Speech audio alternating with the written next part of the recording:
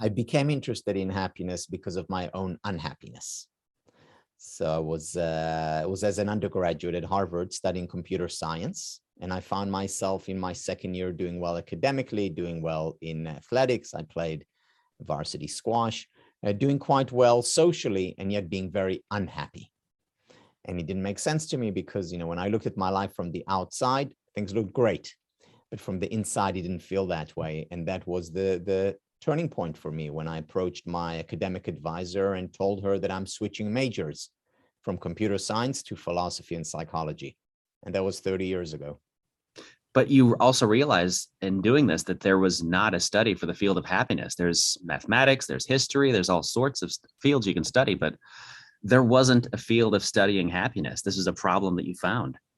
Yeah, and that baffled me because why is it that we can go to university or even in school and study psychology and history and medicine and geography, but not so for happiness? And that's a question that's especially puzzling today when we already have a science of happiness, when we actually know how to help individuals, families, organizations increase their levels of well-being, and not only that, through that to bring about more success, more effectiveness, even more morality, because we know when we increase levels of well-being, people are more likely to behave virtuously.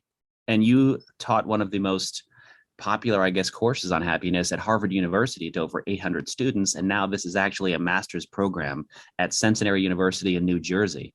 How did this come to be? Now it's an entire, you can get your master's for an 18-month program. Yeah, so from the outset, my goal, my colleagues' goal has been to create a field, an academic field, where you teach happiness from different perspectives in an interdisciplinary manner. So looking at it, of course, through the lens of psychologists, as well as philosophers, as well as literature and theology and film and neuroscience, and to integrate them all into, as much as possible, a coherent picture of what we can do as individuals, as a society, to increase levels of well-being.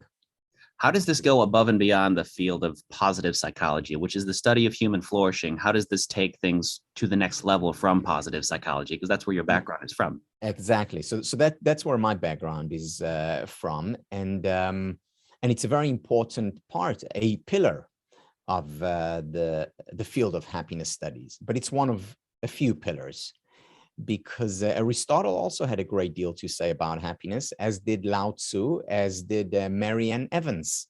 And not taking their wisdom into consideration is not doing justice to the richness that exists around the concept of happiness, broadly defined. So I don't mean happiness in that we experience pleasure, or that certain neurons in our brains are firing. I mean happiness in the sense of a deep sense of meaning, of healthy relationships, of the focus on the connection between mind and body, on intellectual development, and so on. So it's very important when we look at happiness to look at it not just through multiple disciplines, but also on multiple levels. Again, the spiritual, the physical, the intellectual, the relational, and finally, of course, the emotional. SPIRE. It's an acronym. I like that. I'm studying positive psychology, so I'm all about it. So that's why I'm very interested in this. Now, we know what happiness is, but what is not happiness? Yeah, there are many myths around happiness. One of them is that a happy life means being happy all the time, or what it is actually meant there is that it's experiencing pleasure all the time.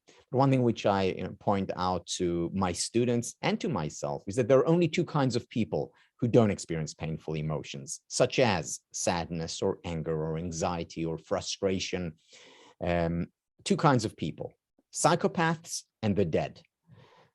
Other than that, we all experience painful emotions, which is actually a good sign. And because we're not psychopaths and we're alive, we can build on that. So the myth that is so pervasive in our culture today is that happiness needs to be an unbroken experience of positive emotions. And it's not. And this belief actually is a significant barrier to happiness. How does happiness, the study of happiness, differ from, it's a buzzword, toxic positivity? I'm sure you've heard that before. How does that differ? Right. Yes. So the idea of toxic positivity is that the most important thing is to experience pleasure at any given time. You know, you're experiencing war, just experience positivity and then all will be well. Poverty will be solved through an uninterrupted injection of positive emotions. You know, even just using the name positive emotions in and of itself is problematic, because it means that all other emotions are negative. There is a value judgment here. Rather, what I prefer to use is pleasurable emotions versus painful emotions, and both are part of the human conditions. And there are certainly times, places where experiencing sadness, anxiety, anger is not only legitimate, it's also the right response and a helpful response. How can the study of happiness and being just more aware of our overall well-being impact our overall mental health? You know, when people talk about happiness, they think, okay, so this is for good times. It's for people who can afford to be happy. Um, and, um, and the thing is that the science of happiness can help a great deal. Yes, when things are going well, and probably even more so when things are not going well. Why? Because cultivating well-being strengthens our psychological immune system. In other words, it makes us more resilient. Now, a strong immune system, whether we're talking physiological or psychological, does not mean we don't get sick. It just means we get sick less often. And when we do, we recover more promptly. And this is the objective of the science of happiness, especially during difficult, uncertain, chaotic, and tragic times. Sure. Now, the program at Centenary University, has that started yet? Have you kicked it off yet? We're launching the MA in Happiness Studies in October, 24th of October, 2022. I'm counting the days. Do you have plans to expand this to other universities around the country or even around the world? So, you know, getting that program in Happiness Studies accredited was a real challenge. It took my colleagues and me years. Now that there is such a program, our hope is that many will sprout, that happiness studies will become a discipline just like psychology is and just like history is, that it will be taught in various universities around the world. And we are more than willing. In fact, dare I say, we're happy to help whomever is interested. Outstanding. Are there any real quick tips you could give to someone who can not know anything about happiness, how they can just practice overall well-being and happiness? Just a couple of quick tips off the top of your head. So the first thing that I would say is to be physically active. Regular physical exercise, as little as 30 minutes 3 times a week, of dancing or walking or jogging or swimming or playing ball or whatever. 30 minutes 3 times a week has the same effect on our psychological well-being as our most powerful psychiatric medication. Another important element of happiness is to allow in unhappiness. Embrace painful emotions. How do we embrace them? Whether it's by shedding a tear or writing about them or talking about them. Because when we give ourselves the permission to be human, the permission to experience the full range of human emotions, that is when the painful emotions, paradoxically, do not overstay their welcome. It's when we reject them that they intensify. Number one predictor of happiness is quality time we spend with people we care about and who care about us.